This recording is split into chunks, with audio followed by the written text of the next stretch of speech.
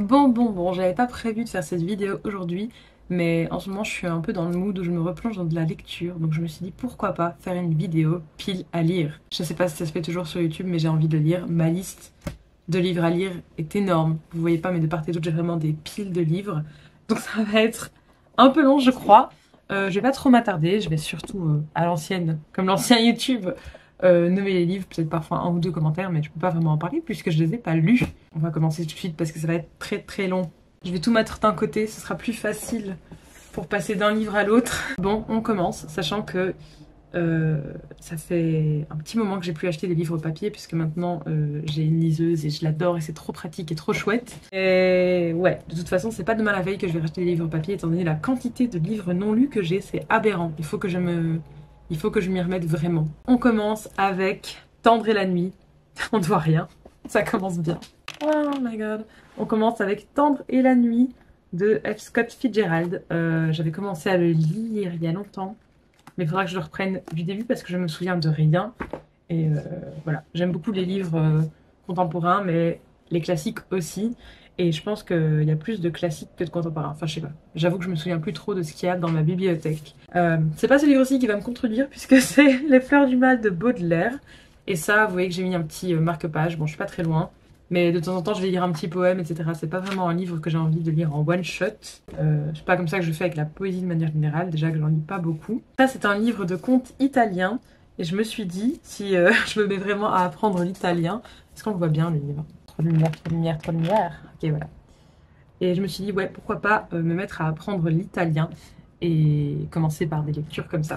Donc voilà, c'est un cadeau de mon boyfriend. Ensuite, on a Hemingway, Pour qui sonne le glas.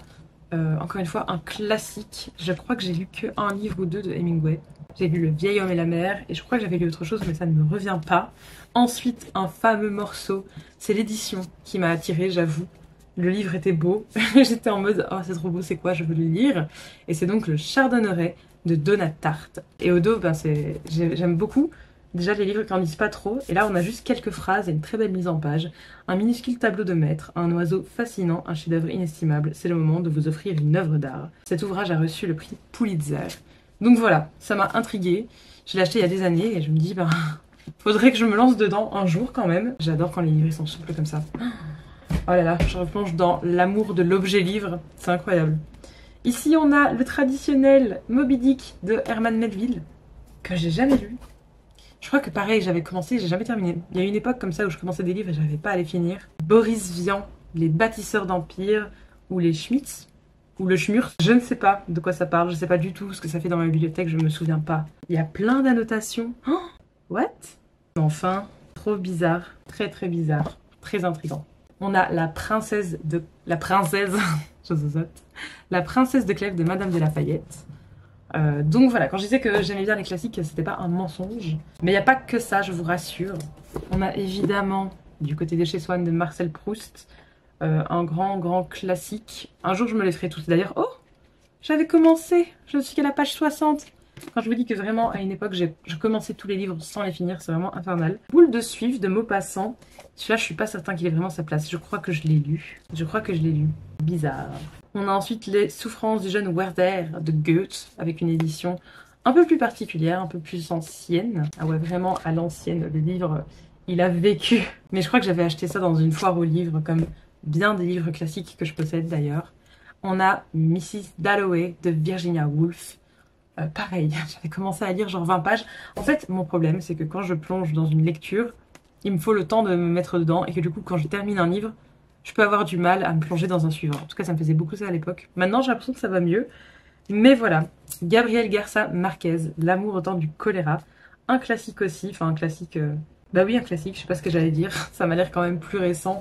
Je veux dire, comparé à d'autres livres que j'ai pu citer là à côté. La Bruyère, Les caractères. Ça, je pense que c'est vraiment des restes de mes études littéraires. Encore Fitzgerald avec Les Beaux et les damnés. Franchement, ça me fait de l'œil, les Fitzgerald. Je pense que ça pourrait être une de mes prochaines lectures. Edgar Allan Poe que j'ai pris d'ailleurs cet été en Sicile avec moi. Et d'ailleurs, il y a mes billets d'avion dedans comme marque-page. Donc j'avais lu quelques pages comme ça en Sicile, mais pas tant que ça. Narcisse et Gangboon de Hermann Hesse. Je ne sais plus du tout de quoi ça parle. Je sais plus du tout. Il y a des poussières, waouh. J'ai vraiment remué toute ma bibliothèque poussiéreuse là. C'est aussi l'occasion de passer un coup de chiffon. Voilà du moderne. Stephen King, Cimetière. Stephen King. J'ai carrément francisé son nom. Stéphane. Stephen King. Stéphane Roy. Ensuite, on a le livre de Solange te parle. Je me souviens de l'époque où j'ai découvert Solange te parle sur YouTube. C'était un ovni pour moi. J'étais en mode, mais qu'est-ce que c'est? Qu'est-ce que je regarde? Enfin, c'était l'époque où je commençais à me perdre dans le booktube, comme on dit dans le milieu. Et ouais, j'étais tombée sur un vlog d'elle où elle faisait un challenge littéraire qui était en vogue il y a bien des années maintenant. Oh mon dieu, il y a longtemps. Mais c'était le week-end à 1000. Et donc en un week-end, il fallait lire 1000 pages. On a Hunter S. Thompson, les Hells Angels. Donc ça, c'est vraiment un journaliste qui se plonge au cœur de cette bande que sont les Hells Angels, qui ne sont pas des enfants de cœur, n'est-ce pas? Donc je me dis, ça peut être aussi très intéressant de me plonger là-dedans. Et ça, c'est de ma période où je m'intéressais beaucoup à la Beat Generation, puisque j'ai lu Jack Kerouac sur la route, et c'était génial. J'ai lu Just Kids de Patti Smith. Enfin, c'était un peu tout cet esprit-là pour moi. La vie d'artiste, la vie un peu déglingo. D'ailleurs, sur Sens Critique, il y a une liste qui s'appelle comme ça. Je sais plus s'il y a la Beat Generation dans le titre, mais c'est des livres d'Anglago, enfin, je sais plus. Mais il y a en tout cas cette phrase qui m'a marqué, c'était des livres qui sentent sous les bras. Et je me dis, mais c'est vraiment ça, l'esprit du truc. Et d'ailleurs, on enchaîne avec Junk de Melvin Burgess, qui est certainement aussi dans cet esprit. On a le fameux La part de l'autre de Eric Emmanuel Schmitt, qui est donc un livre très très connu sur... je pense que c'est What If ce nazi très très connu avait été accepté dans une école d'art. Est-ce que le destin de bien des gens aurait été différent, n'est-ce pas? Ensuite, on a Robinson de Laurent Demoulin, qui est un livre d'un professeur d'université que j'ai eu pour un cours, je crois. C'était les grandes littératures occidentales du XXe siècle, quelque chose comme ça. Donc voilà. On a aussi, toujours dans l'esprit un peu déglingo, Festin nu de William Burroughs. Et d'ailleurs, ce livre, il a un peu vécu, bien que je ne l'ai pas encore lu. Bah dis donc, je pense que, franchement, il y a un truc. Je retire ce que je dis, une de mes prochaines lectures, ce sera peut-être un des livres déglingo de la Beat Generation, entre autres. Ah oui, il y a aussi donc l'époque où je me suis lancée un peu dans les livres contemporains, et j'avais découvert Gilles Le Gardinier. Et donc là, c'est son livre Ça peut pas rater. Et il y a toute une collection, il y a des chats sur la couverture. Alors le récit n'a rien à voir avec des chats. J'avais lu Demain j'arrête, c'est le premier livre que j'avais lu de lui. Je voulais un truc un peu feel good, un peu marrant, et c'était un livre auquel j'avais bien adhéré, donc ça c'est vraiment bien contemporain, j'avais bien rigolé. Puis j'avais lu, je crois, Quelqu'un pour qui trembler. Je sais plus, je me souviens de livres avec une couverture jaune et une couverture bleue, mais c'est un peu dans le même esprit, pas forcément les mêmes histoires, mais du coup voilà. Si jamais je peux aussi me replonger là-dedans. Je sais plus du tout de quoi ça parle. On a La Reine Margot d'Alexandre Dumas, qui est un fameux morceau aussi, toujours classico-classique. Encore du Hemingway avec L'adieu aux armes. Ici, on a vraiment une vieille édition. Waouh! Émile Zola, Le rêve. Je sais pas si on va arriver à lire quoi que ce soit. Émile Zola, Le rêve. Vraiment une vieille édition. J'aimais beaucoup. 1911. Oh, ça date de 1911? My goodness, c'est vieux. C'est vieux, ça a plus d'un siècle. Attendez, non. Je me dis c'est la date de sortie ou c'est... Mais non, c'est la date d'édition. J'ai été prise d'insécurité de date. Je me suis dit mais non, Zola c'est 19e siècle. Et en effet, ça a été publié en 1888, donc à l'origine de ce roman. Et ça, c'est donc bien une édition de 1911. Incroyable, c'est précieux. Encore du Zola avec Thérèse Raquin.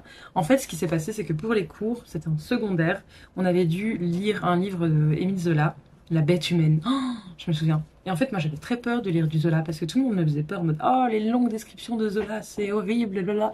Et en fait, je m'en étais fait tellement une montagne que quand vraiment j'ai dû lire ce livre, c'était vraiment pas si terrible. C'était très chouette et c'était même palpitant. Je voulais tourner chaque page l'une après l'autre et connaître la suite. Donc, je me suis dit, mais bien sûr que je vais racheter du Zola. Et voilà, c'est ce que j'ai fait, mais je l'ai pas encore lu. Ensuite, on a Raymond Queneau, Exercice de style. Je pense que je l'ai lu aussi, celui-là. Qu'est-ce qu'il fait là? Et c'était un livre très chouette, du coup. Mais oui, je l'ai lu.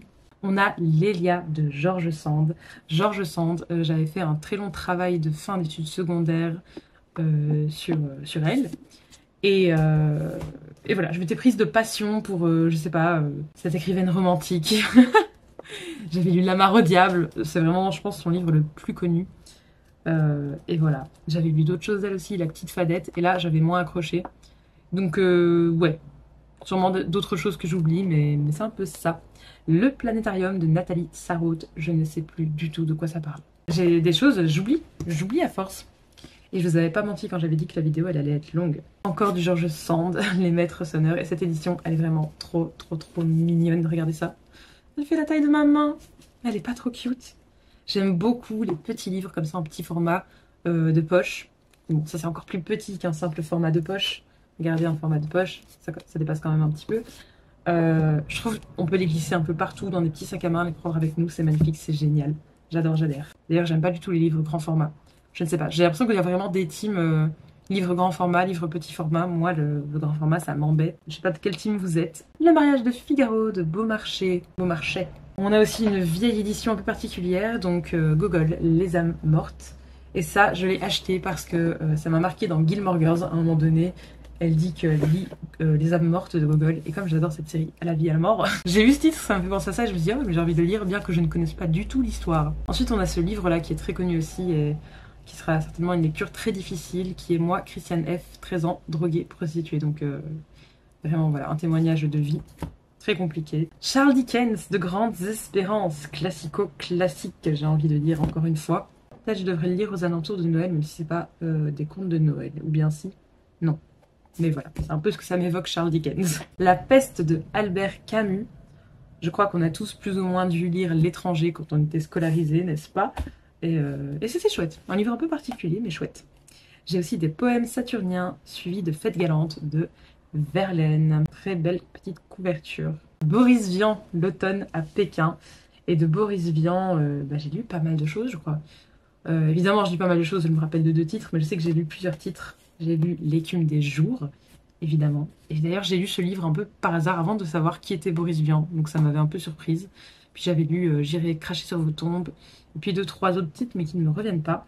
Et alors ça, c'est le mystère de ma bibliothèque parce que c'est vraiment un des seuls grands formats que je possède. Et c'est un classique, mais je sais pas trop quoi en penser. Je sais pas si j'ai vraiment envie de le lire. Ça s'appelle Les oiseaux se cachent pour mourir.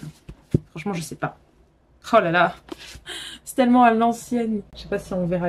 Ouais, on voit un petit peu. Enfin voilà, c'est vraiment à l'ancienne. Je suis allergique à la poussière, donc remuer des vieux livres poussiéreux, c'est peut-être pas la meilleure idée. La religieuse de Denis Diderot. Regardez, on voit les petites poussières à gauche à droite. Classique.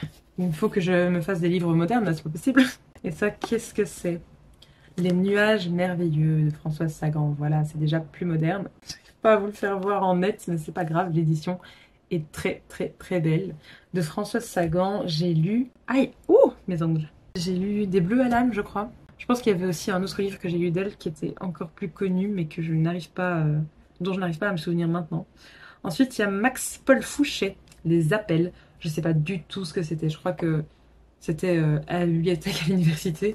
Il donnait des livres et il y avait ce livre-là. Je me suis dit, oh bah, ça m'intrigue, je le prends. Mais je l'ai jamais lu, pas encore. Ensuite, il y a Le bruit et la fureur de William Faulkner. Oh, j'allais dire, attention, très vieille... Bah voilà. Ah non, j'allais dire très vieille édition. Enfin, très vieille, pas si vieille, mais très fragilisée en tout cas. Il a chu dans ma main. 1949 quand même, hein.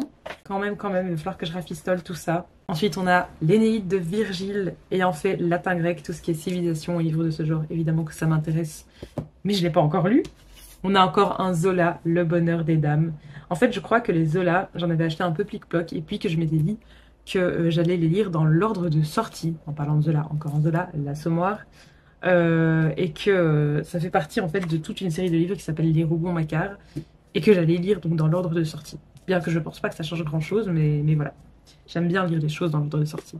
Ensuite, on a les Confessions de, j'allais dire de Diderot, pas du tout, de Jean-Jacques Rousseau en 2 tomes, qui sont pas du tout de la même édition, mais c'est pas grave. On a Tristan et Iseux, dont l'auteur est anonyme si je ne m'abuse, en tout cas il ne figure pas. Et je crois me souvenir que c'est un peu ça. Encore George Sand. Combien de George Sand possède-t-elle? Je ne sais pas. Mauprat, ça ne m'évoque plus rien. La conjuration de Catilina. Évidemment, les années de latin grec, influencées par ça. Le sable vif de Pierre Boineau. Je n'ai encore une fois aucune idée de ce que c'est. Ça aussi, c'était un livre de l'université. On m'a dit donner des livres. Et je me suis dit, bon, je vais découvrir des choses que je connais pas, a priori. L'éducation sentimentale de Flaubert et de la poussière. Oh là là. Mon nez me chatouille, ça y est. De Flaubert, je n'ai lu que le fameux Madame Bovary. Et c'était pas la meilleure lecture, je dois dire. C'était pas la pire non plus. D'ailleurs, j'avais découvert une chaîne YouTube à l'époque qui parlait de littérature et notamment de classiques qui s'appelait le MOCK, M-O-C-K. Je me demande ce qu'ils deviennent, mais j'adorais leur résumé, ça faisait mourir de rire, c'était super intelligent, c'était trop cool. Oh, qu'est-ce qu'ils deviennent? Faut que j'aille vérifier après. Ensuite, on a la paix respectueuse de Sartre. Suivi de L'Engrenage. Est-ce que c'est pas des pièces de théâtre? Si, c'est totalement ça. Le premier, en tout cas, L'Engrenage, il a l'air un peu plus particulier, pas vraiment pièce de théâtre. On a Fury de Salman Rushdie. Salman Rushdie. Oh, la poussière, c'est pas possible. Salman Rushdie, dont j'ai lu des versets sataniques, et je sais qu'après, il avait écrit un livre qui s'appelle comment? Anton, je ne sais plus. Mais Salman Rushdie, lorsqu'il a écrit les versets sataniques, il y a une fatwa qui a été lancée contre lui, vraiment une chasse à l'homme. Et en fait, ce livre, dont je ne retrouve pas le titre après, pas Fury du coup, mais l'autre, Anton, je ne sais pas quoi, ça raconte tout ça. Ça raconte, c'est carrément de l'autobiographie et ça raconte cette période qu'il a vécue. Donc je me suis toujours dit, je vais lire les versets sataniques et après je pourrais lire ce livre. J'ai effectivement lu les versets sataniques, mais du coup je n'ai jamais lu le livre suivant. Donc c'est un rappel pour me dire, Whitney, lis ce livre, que je n'ai évidemment pas dans ma pile à lire, mais non, ce serait trop facile. Encore George Sand, Les beaux messieurs de bois doré. Le comble, c'est que je suis un petit peu moins dans ce délire maintenant, donc, et que j'en ai beaucoup dans ma bibliothèque. La fête interdite, André-Marcel Adamek. Je crois que de lui, j'avais lu Le Maître des Jardins Noirs ou quelque chose comme ça, et c'était pour les cours. Et j'avais bien aimé le style, et du coup j'ai fait ça et je me suis dit, mais bien sûr, je fonce. Encore George Sand, dans l'édition trop mignonne que voici, qu'on ne voit pas bien. Jeanne, d'accord. Ah bah oui, ça me revient, j'avais lu Pauline aussi de George Sand, décidément, avec les prénoms. Mais qu'est-ce qu'ils ont? Encore Zola, Germinal. Je l'ai pas cité? Non. Ensuite, plus moderne, Le Club des Incorrigibles Optimistes de Jean-Michel Guénassia. Je me souviens qu'une fois, j'avais emprunté ce livre à la bibliothèque et j'avais pas eu le temps de le finir. Et du coup, je me dis, c'est pas grave, je le réemprunterai. Et au final, je l'ai juste racheté, mais je ne l'ai pas encore lu. C'est terrible. Alors là, mais est-ce que vous pouvez deviner ce que c'est sans regarder? Cette immense brique. Ça me tient à cœur d'avoir des livres en une édition. J'aime pas avoir tome 1, tome 2, tome 3 si à la base c'est écrit comme une seule et même œuvre. Et donc quand j'ai trouvé cette édition unique de ce livre, je me suis dit bah je fonce, c'est évidemment Les Misérables de Victor Hugo. C'est immense, mon dieu. Il y a genre 1700 pages, 1650. Allez, allez, mais qui dit mieux? Le plus gros livre que j'ai vu, Gaston Leroux, Le mystère de la chambre jaune, je zozote. Ouf. Hemingway, Les neiges du Kilimandjaro. Oh my god, j'ai tellement de livres, c'est fou, on se rend pas compte. Faulkner encore. Oh, la poussière! Et j'ai donc Faulkner Sanctuaire. Je sais pas du tout de quoi ça parle. Je savais juste que Faulkner, c'était une valeur sûre. De lui, j'avais lu quoi? Tandis que j'agonise. Et j'avais assez bien aimé, même si j'ai plus trop de souvenirs de cette lecture maintenant. Je me souviens juste de l'impression que ça m'avait laissé. Ça, c'est Le Voyage de Théo, de Catherine Clément. Et c'est un livre que j'avais dû lire pour mes cours à l'école. Et c'est Théo qui fait un voyage et qui explore diverses religions, etc. Donc... ça me paraît bien à explorer pour avoir une autre ouverture sur le monde. Spartacus. Encore une fois, latin, grec, tout ça. Les rêveries du promeneur solitaire de Jean-Jacques Rousseau. Donc ça aussi, ça me tente pas mal. Avec une belle petite édition comme ça, on est en automne.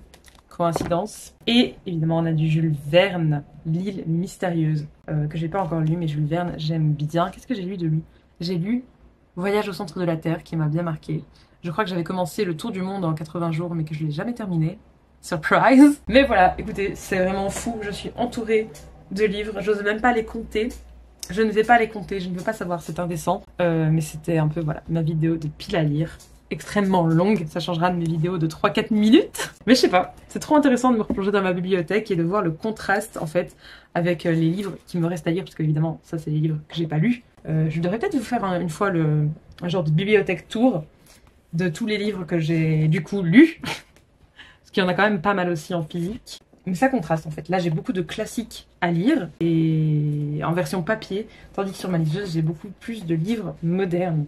Bon bah écoutez, je vais nettoyer ma bibliothèque parce qu'il y a vraiment que ça à faire là, c'est trop poussiéreux, ça ne va pas. Dites-moi si vous avez lu certains de ces livres, vous me conseillez de commencer par lequel pour commencer à vraiment diminuer cette immense pile à lire de la honte. N'hésitez pas à me dire vos avis en commentaire et on pourra en discuter. Du coup, quand j'aurai lu, peut-être que je vous ferai un bilan lecture. Est-ce que ça se fait encore sur YouTube, des bilans lecture? Peut-être que je vais le faire. En tout cas, merci d'être resté jusqu'à la fin et à bientôt pour une nouvelle vidéo.